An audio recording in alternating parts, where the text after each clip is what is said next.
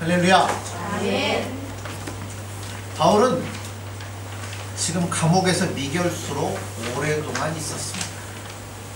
근데 갑자기 사정이 악화되면서 시위대 안에 있는 감옥으로 옮겨가게 되었습니다. 바울은 자기가 감옥으로 이송된 것에 대해서 나름대로 긍정적으로 해석을 하려고 노력을 했습니다.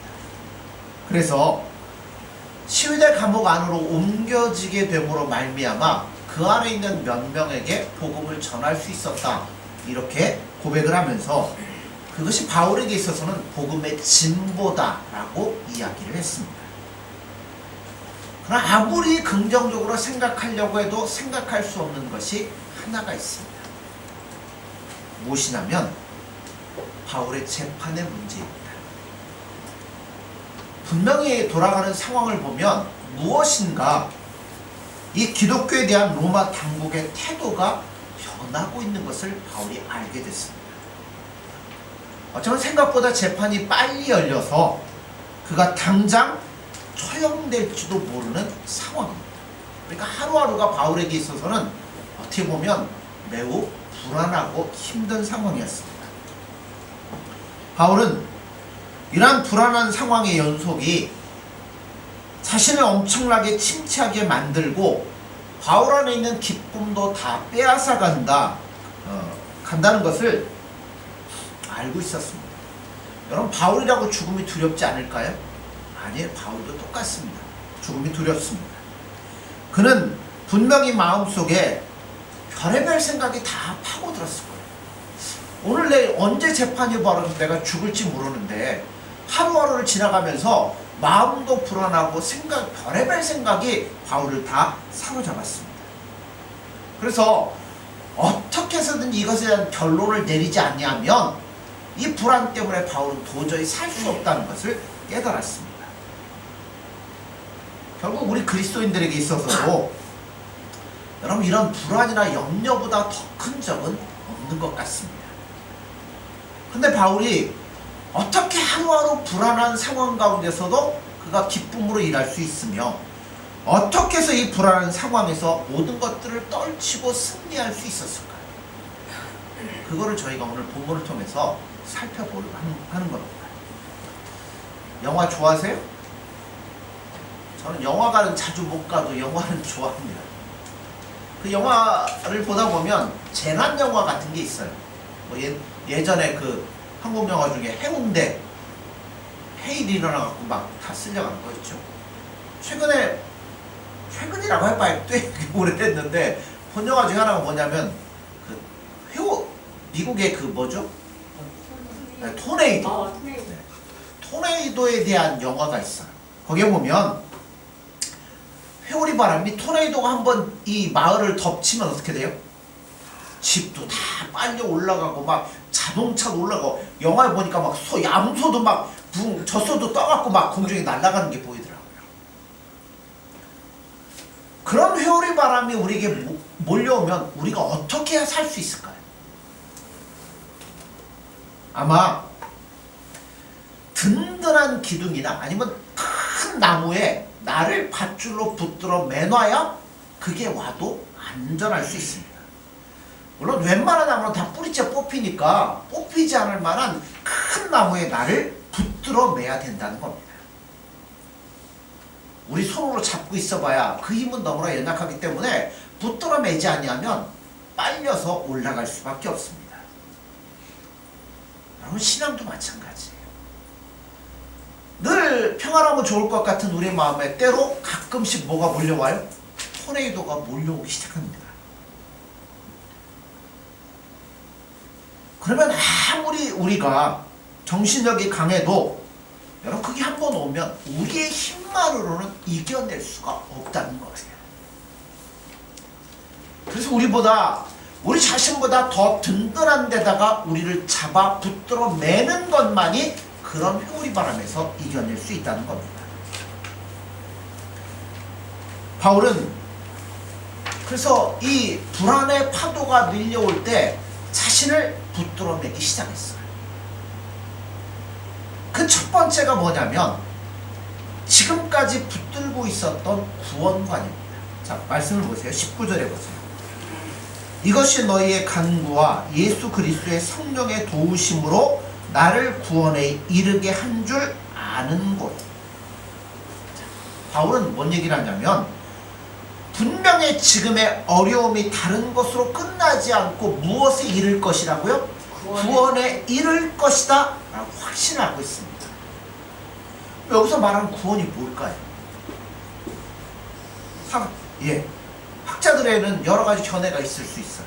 어떤 분은 여기서 말하는 구원이 바울이 감옥에서 나오는 것을 이야기한다 이렇게 말하는 분도 있고요. 다른 분은 바울이 비록 감옥에서 죽더라도 그 죽는 것을 통해서 예수님 앞에 영광스럽게 서게 될 것이다 라고 이야기를 합니다. 물론 어떤 말도 틀리지는 않을 수 있습니다. 그러나 바울은 지금 자기가 확신하지 못하고 있는 것이 한 가지가 그 마음속에 있어요. 뭐냐면 과연 감옥에서 나갈지 아니면 내가 여기서 죽을지 그거를 확신하지 못하기 때문에 그것 때문에 불안해하고 있습니다. 그래서 여기서 바울이 말하는 구원은 그가 감옥에서 계속 있을지 나갈지 아니면 죽을지 모르지만 여하튼 마지막까지 누가요? 예수님이 자기를 붙잡아 주실 거라는 것을 확신하고 있었다는 겁니다. 어떤 불안한 일이 생겼을 때 믿는 사람들은 믿지 못하는 사람들보다 더 고민하고 두려워할 수밖에 없습니다. 왜냐하면 지금까지 이게 예수님의 뜻입니다. 나 예수님 얘기하면서 막 살아왔는데 만일 결과가 비참하게 나오면 그동안 떠들어왔던 예수님의 뜻은 어떻게 되는 걸까요? 괜히 내가 잘못하는 바람에 예수님의 이름이 욕을 먹는구나 라고 생각하면 그럼 우리는 더 마음이 아플 수밖에 없고 더 두려울 수밖에 없다는 겁니다. 우리가 예수님의 이름까지 지키려고 하니까 더 마음에 고민이 생기고 여러분 더 절망감이 찾아온다는 거예요. 마치 다윗이 법궤를 예루살렘 성으로 모셔올 때 처음에는 몰랐고 어디에다 싣고 와요? 술에다가 소술에다 끌고 옵니다. 근데 소가 놀라 날뛰는 바람에 법궤가 수레에서 떨어져서 부서지게 생겼어요. 그때 누가? 우사가 야 이거 떨어지면 큰일 나는 거 아니냐. 그래서 뭐 했어요? 딱 잡았어요. 잡는데 어떻게 됐어요? 잡는 것 때문에 죽었습니다. 만약 여러분들이 그 자리에 있었다면 여러분도 어떻게 하시겠습니까? 대부분의 사람들은 잡아요. 이 하나님의 이게 떨어지면 어떡합니까? 대부분 잡을 겁니다. 아니면 이 법궤는 하나님 자신과 마찬가지니까 하나님이 자신을 지키실 거야. 법궤 떨어져 봐라. 가만히 보고 있을 건가요? 우리가 어려운 일을 당할 때 여러분 그토록 생각이 복잡한 이유가 뭐냐면 만일 일이 최악의 결과로 나타났을 때 그렇지 않아도 예수 믿는다고 조롱하는 사람들이 있는데 이 사람들이 얼마나 나로 인하여 예수님까지 욕을 할 건가 그걸 생각하니까 뭐예요? 더 생각이 복잡해지고 문제가 어려워집니다. 그때 우리가 붙들어야 되는 게 뭘까요? 결과는 뭡니다. 떨어져서 깨질지 그대로 서 있을 결과는 몰라요. 그러나 바울은 자신이 감옥에서 석방이 될지 아니면 거기에서 있다가 사형을 당할지 몰라요. 그러나 적어도 분명한 것은 그렇게 비참한 결과가 나오도록 예수님이 나를 내버려 두지 않을 것이라는 확신이 있었다는 거예요. 예수님은 십자가를 지기 전에 제자들이 이렇게 얘기를 하셨습니다. 요한복음에 보면 보혜사 곧 아버지께서 내 이름으로 보내실 성령 그가 너희에게 모든 것을 가르치고 내가 너희에게 말한 모든 것을 생각나게 하리라. 예수님이 돌아가시고 제자들은 다 어려움에 처해 있었습니다. 그 중에 특히 두 사람은 더 했어요. 베드로하고 가룟 유다. 둘 다 아주 심한 영적인 침체에 빠졌습니다. 그런데 가룟 유다는 자살을 하고 베드로는 살아났습니다. 이유가 뭘까요? 자, 무엇이 두 사람의 운명을 갈라놓았을까요? 예수님의 말씀이었습니다. 가룟 유다는 예수님을 배신하고 난 후에 뭔 소리를 들었어요? 양심의 소리를 들었어요. 야, 네가 판 사람, 예수님은 의인인데 네가 어떻게 이렇게 팔 수 있냐? 예수님의 목소리를 들은 게 아니라 양심의 목소리를 들은 나머지 뭐 했어요? 결국 자살하게 됩니다. 양심의 소리는 그 사람을 살리지를 못해요. 그런데 베드로는 누구의 음성이 들려요? 예수님의 음성이 들린 겁니다. 내가 다굴기 전에 3번 나를 모른다고 부인하리라. 너는 돌이킨 후에 내 형제를 굳게 하라. 베드로야, 사단이 내 영혼을 밀가부르듯 청구하였으나 나는 너를 위하여 기도하였다. 그러니까 정말 영적인 침체에 빠지고 그 상태에 있을 때 베드로에게는 그 예수님의 목소리가 들려왔던 것이고 생각이 난 겁니다. 그래, 예수님은 나의 모든 것들을 다 알고 계시는구나. 예수님이 기도하는 것도 바로 나를 위해 기도하는 것이고, 베드로가 그것을 깨닫게 되자 그는 회복할 수 있었고 초대교회를 지켜나가는 든든한 수장이 될 수가 있었습니다.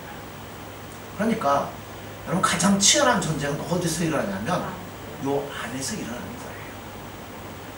한번 영적인 이 회오리 바람, 태풍이 불어닥치면 우리가 그동안 뭐 기도했던 것, 성경 공부했던 것, 노력했던 것, 수고했던 것, 애쓴 것 어떻게 돼요? 다 날아가버려요. 그리고 다 날아갔는데 딱 한 가지만 남아요. 그게 뭘까요? 아무리 어려운 중이라도 예수님은 나를 놓지 않고 있다는 것을 깨닫는 겁니다.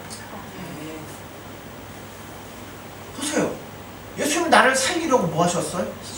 자신의 생명을 주셨죠. 그렇게 나를 살려놨는데 여러분, 상황이 나를 힘들게 하고 어렵게 한다고 예수님이 나를 그냥 내버려 둘까요? 목숨마저 주신 분이에요. 아니에요. 그분은 나를 끝까지 붙들고 계신다는 겁니다. 그러므로 성경에 그러잖아요. 시험 당할 때 결코 그냥 두지 아니하시고 감당하지 못할 시험 당하는 것을 결코 허락지 아니하시고, 시험 당할 때 뭐 한다고요? 피할 길을 주신다고 했어요. 바울이 감옥 아니라고 해서 마음이 평안했을까요? 사실 그렇지 않습니다. 그의 마음속에도 지금까지 경험하지 못했던 그 불안이 파도처럼 밀려오고 있습니다. 그런데 그를 붙잡아 주는 게 뭘까요? 금방 얘기했잖아요. 그래, 아무리 이런 상황이라도 예수님은 절대 나를 포기하지 않고 계신다는 겁니다. 바울은 순간순간 자기의 힘이 아닌 다른 힘이 자기를 붙들고 있다는 것을 깨달았습니다. 이게 뭐냐면 필리포 교인들의 기도, 또 예수 그리스도 성령의 도우심이라고 바울은 생각을 하고 있었습니다. 그러므로 여러분, 내가 침체되었을 때 가장 중요한 것은 상황이 변하는 게 아니에요. 상황이 변하는 것은 여러분 뭐가 있냐면 예수님의 때가 있어요. 때가 되면 모든 것들은 다 변하는 겁니다. 그러나 지금 무서운 것은 뭐냐면 마음속에 일어나고 있는 예수님께 대한 원망과 분노의 마음을 우리는 다스려야 된다는 겁니다. 이걸 끄지 않으면 신앙적으로 너무나 큰 상처를 입게 될 것이고, 나중에 예수님의 때가 돼서 상황이 변하면 우리가 얻을 게 아무것도 없어지게 된다는 겁니다. 그래서 바울은 예수님이 나와 함께 하신다는 확신을 감옥 속에서 갖고 있었어요. 두 번째는 바울이 감옥에서 불안을 떨쳐버릴 수 있었던 또 하나의 힘은 자신이 죽을 수도 있다는 것을 그냥 받아들인 겁니다. 자, 20절 보세요.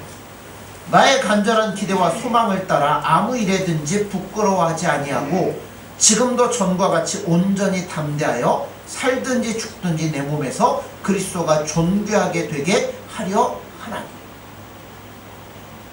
만일 바울이 난 여기서 절대 죽으면 안 돼, 내가 복음을 전할 일이 얼마나 많은데 벌써 죽으면 안 돼, 이런 마음만 생각했다라면 이 불안을 절대 떨쳐버리지 못했을 겁니다. 여기 보면 살든지 죽든지라는 표현이 나오는데 어떻게 생각하면 뭐 살아도 그만 죽어도 그만 체념했다는 것인가요? 예. 죽으면 죽는 거고 살면 사는 거고 나 끝났어. 그런 체념이 아니에요. 다른 말로 하면 살면 사는 대로 죽으면 죽는 대로 어떤 경우든지 대비가 되어 있다는 이야기입니다. 여기서 우리가 진정한 믿음이란 뭔가를 한번 생각해 봐야 돼요.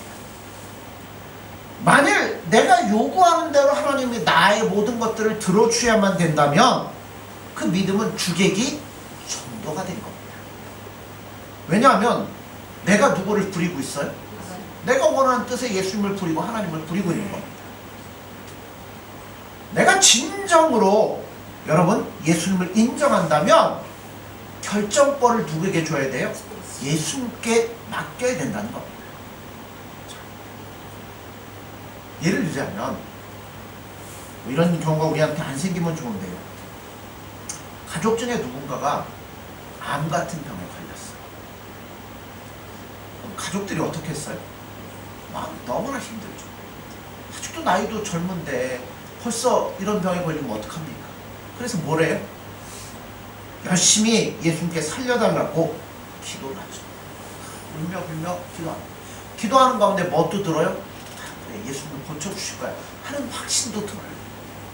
그런데 만일 그분이 병을 이기지 못하고 돌아가셨을 때 그렇게 울며 불며 매달렸던 사람, 기도했던 사람의 마음도 어떻게 했어요? 대부분 원망과 분노가 자리 잡기 시작합니다. 자, 들어보세요. 다윗과 밧세바가 간통을 하고 그 사이에 아이가 하나 태어났습니다. 살아있었다면 솔로몬의 형이겠죠. 근데 하나님 뭐 하셔요? 아이를 병들게 하시고 데려가십니다. 아이가 병들자 다윗이 어떻게 해요?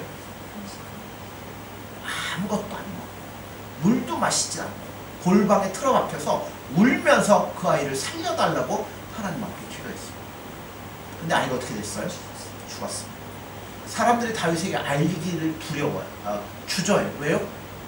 바울이 그렇게 눈물을 흘리며 먹지도 않고 마시지도 않고 잠도 안 자면서 기도했는데 이 아이가 죽었으니 이 얘기하면 바울이 얼마나 낙심한가. 하다가 결국 이야기를 합니다. 그랬더니 바울이 어떻게 해요? 다윗 진짜 하다 보면 말도 착하거든요. 나이를 먹어가는 거예요. 다윗이 어떻게 하죠? 딱 나오자 얼굴을 깨끗이 씻고 몸을 단장하고 먹을 것을 먹습니다. 그걸 보자 사람들이 이상하게 생각해요. 왜 그랬을까요?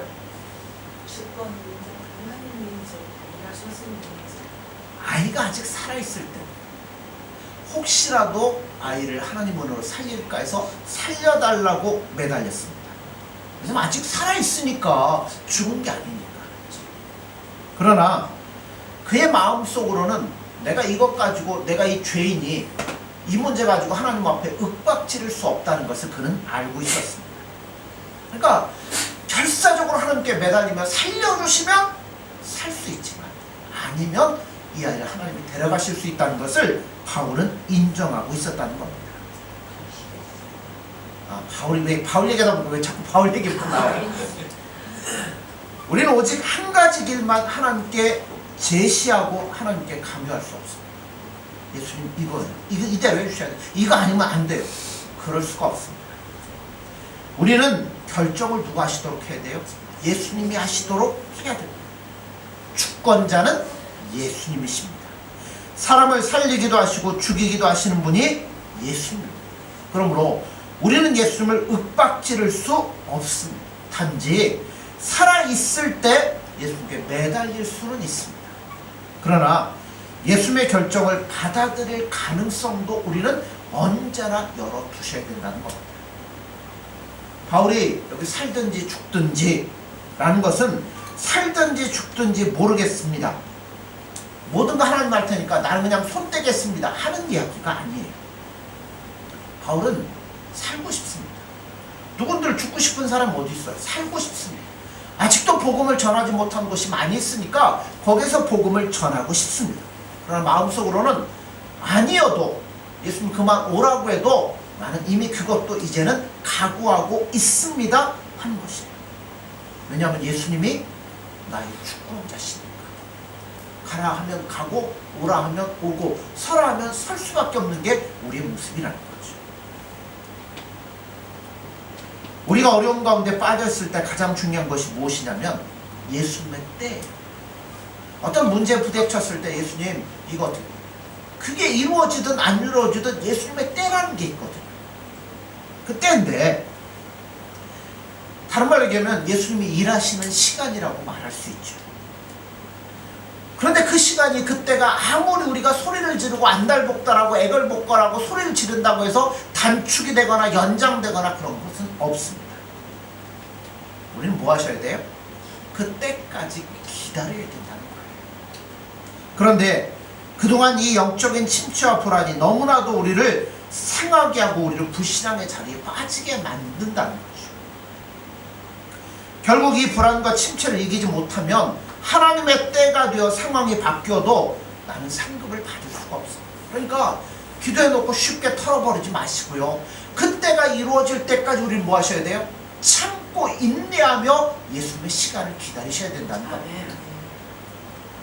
바울은 죽을 수도 있다는 생각을 하면서 그래 내가 살고 싶고 살아서 할 일도 많지만 아니 예수님 오라고 하면 그것도 괜찮아.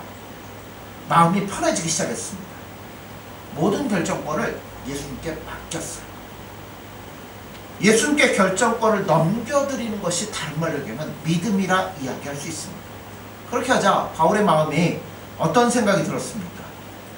아까 읽었는데요. 나의 간절한 기대와 소망을 따라 아무 일에든지 부끄러워하지 아니하고 지금도 전과 같이 온전히 담대하여 살든지 죽든지 내 몸에서 그리스도가 존귀하게 되게 하려 하나니. 이제는 사느냐 죽느냐 하는 문제가 아니라 죽을 때 죽더라도 예수님 오라고 하면 가는 거죠. 그러나 그때 가더라도 내가 얼마나 부끄럽지 않고 이 담대하게 주님을 증거하다 갈 수 있느냐, 거기에 바울이 초점을 맞추기 시작했다는 거예요. 사람이라고 하는 것은 한순간의 생각에 따라 비참하게도 되고 비겁하게 되고 용감하게도 바뀔 수 있습니다. 바울이라고 늘 담대한가요? 아니죠. 그의 마음속에도 비굴한 타협의 생각이 들 때가 한두 번이 아니었던 것 같습니다. 그러나 모든 결정권을 예수님께 맡겨놓았을 때 이제는 죽느냐 사는 게 중요하지가 않아요. 예수님이 나에게 주신 시간 안에서 내가 최선을 다해서 예수님을 사랑하고 그분이 기뻐하는 뜻대로 동행하며 살아가는 것이 중요하다는 것을 바울이 깨닫게 되었다는 겁니다. 살아냐 죽느냐 누가 하실 일이에요? 예수님이 하시죠. 어떤 문제 이게 될 거냐 안 될 거냐 누가 하실 거예요? 예수님이 하실 겁니다. 그러므로 모든 결정은 다 예수님께 맡기고 내가 지금 해야 되는 것은 끙끙 앓고 누워있는 자리에서 일어나 당당함을 회복하고 예수님께 믿음으로 나아가는 것이 필요한 겁니다. 그리고 난 후에 바울이 아주 놀라운 신앙의 고백을 하나 합니다. 성경 어느 곳에 있는 고백보다도 저는 더 아름답다고 생각을 하는데 21절에 보세요. 이는 내게 사는 것이 그리스도니 죽는 것도 유익함이라. 헬라어 성경은 더 간단하게 되어 있습니다. 뭐라고 되어 있냐면 사는 것 그리스도, 죽는 것 유익, 이렇게만 딱 기록되어 있어요. 이 말의 뜻이 뭘까요? 두 가지로 볼 수 있어요. 하나는 사는 목적으로 생각할 수 있습니다. 지금까지 살아온 것은 다 누구를 위한 삶이었어요? 예수님을 위한 삶이었습니다. 그렇다면 죽는 것을 통해서도 예수님을 나타내야 된다는 뜻으로 생각할 수가 있습니다. 다른 하나는 이거예요. 지금까지 내가 산 것은 내 힘으로 산 것이 아닙니다. 누가요? 예수님이 살아오도록 이끌어 주셨습니다. 만일 내가 죽는다면 그것도 예수님의 뜻이며 그 죽음을 통해서 예수님이 뭔가 나에게 더 엄청난 일을 하실 것이라는 것을 믿는 겁니다. 둘 중에 뭐가 더 바울의 본심에 가까울까요? 아마 후자라고 생각이 됩니다. 바울은 로마인들에게 보낸 편지에서도 이렇게 말합니다. 로마 14장 8절에 보면 우리가 살아도 주를 위하여 살고 죽어도 주를 위하여 죽나니 그러므로 사나 죽으나 우리가 주의 것이로다. 물론 이 말은 맞습니다. 그러나 기독교의 진수는 내가 예수님을 위해서 많은 일을 하는데 있지 않다는 거예요. 얼마나 많은 일 했고 얼마나 놀라운 일들 했고 얼마나 큰 일 했냐, 그거는 중요하지 않습니다. 가장 중요한 것은 예수님이 내 삶에 찾아오셔서 내 마음에 오셔서 나의 삶을 운전하셨느냐 하는 거라는 거예요. 우리 예수님 믿는다는 게 뭐예요? 예수님께 운전대를 맡긴다. 예수님은 실수하지 않는 분이시고 예수님은 나를 나보다 더 사랑하시는 분이니까 내 삶을 온전히 예수님께 맡기면 예수님이 나보다 더 좋은 길로, 아름다운 길로, 더 기뻐하는 길로 인도해 주시라 믿기 때문에 맡기는 겁니다. 근데 우리는 어떡하죠? 예수님 옆에 타세요. 갑니다. 이렇게 하니까 얘기만 하세요? 누가 운전하고 다녀요? 대부분 예수님 옆에다 앉혀놓고 내가 운전하고 내 마음대로 가면서 그게 믿음이라고 얘기해요. 우리나라 법이 참 별 안 좋은 법이 아니라 이 희말이 없는 법들이 많아요. 음주운전, 삼진아웃. 여러분 음주운전하면 나도 운전하는 사람도 문제지만 누가 가장 큰 피해를 입어요? 그냥 아무 상관없는 길거리 지나가는 사람 치워서 죽게 만들고 하는데 삼진아웃이 뭡니까? 그건 살인죄인데. 자, 근데 음주운전하는 분들 운전 어떻게 해요? 똑바로 합니까? 배틀 가다가 막 뭣도 들이받고 뭐 남의 차도 받고 사람도 받고 그러잖아. 예수님이 우리에게 요구하시는 게 뭐겠어요? 야, 그만 내려와. 내가 할게. 예수님이 운전하시고 내가 그 옆에 타고 가면 얼마나 좋아요. 주에 가끔 오면 이제 그 기차를 타거나 하면 제가 이제 이렇게 타는 데까지 실어다 줘야 되는데요. 어느 날, 야, 너 승민이 차 타고 가. 주애가, 아빠 무슨 일 그렇게 아들도 잃어버리고 딸도 잃어버리려고 내가 이제 얘기를 해요. 승민 운전 잘해요. 근데 그 얘기를 해요. 그럼 마찬가지. 운전을 정말 잘하는 사람 옆에 딱 타고 가면 마음이 어때요? 편안하죠? 그냥 다 맡겨놓고 뭐예요? 그냥 누워서 가죠. 근데 초보 옆에 타면 어때요? 같이 운전해. 여기 잡고서 막 발을 밟고 막 제가 예전에 집사람 처음 그 면허 따고 이렇게 갔는데 길을 옆으로 자꾸 막 붙어서 가니까 제가 이러면서 힘이 들어갔는데 마찬가지예요. 여러분 우리가 아무리 잘한다고 해도 우리보다 누가 더 잘하셔요? 예수님이 잘하시죠. 그러므로 예수님이 나의 삶을 운전하시도록 맡기는 게 제일 중요하다는 겁니다. 바울이 그토록 엄청난 삶을 살 수 있었던 것은 바울의 힘이 아니었습니다.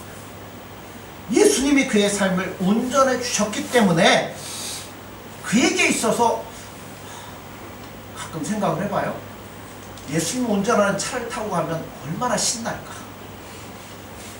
뭐 왜 F1 경기 있잖아요. 그 세계에서 제일 빠른 자동차 경기. 그 이렇게 한번 유튜브에서 봤는데 그건가 하여튼 뭐 딴 건데 이렇게 관중석이 있고 차가 이렇게 지나가는 것을 옆에서 이렇게 딱 보고 있어요. 차가 어떻게 지나가는지 아십니까? 슝! 하고 지나가 버려요. 그냥 정신없이 지나가 보더라고요. 그런 차를 내가 운전할 수는 없지만 그런 차 운전하는 예수님 옆에 딱 타고 있으면 얼마나 스릴이 있을까? 얼마나 막 기대가 있을까? 얼마나 막 즐거움이 있을까? 막 스릴 넘치고 막 얼마나 좋을지 모릅니다. 처음에는 도저히 불가능한 것 같은 일들이 예수님과 함께 하니까 그렇게 시원하게 넘어갈 수가 없다는 겁니다. 바울이 그렇게 살아왔어요. 매를 맞으면서도 어떤 일을 당하면서도 가는 곳마다 예수님이 함께 하시니까 믿음의 형제들을 만나고 교회를 세우고 뭐 병든 자를 치유하고 이런 놀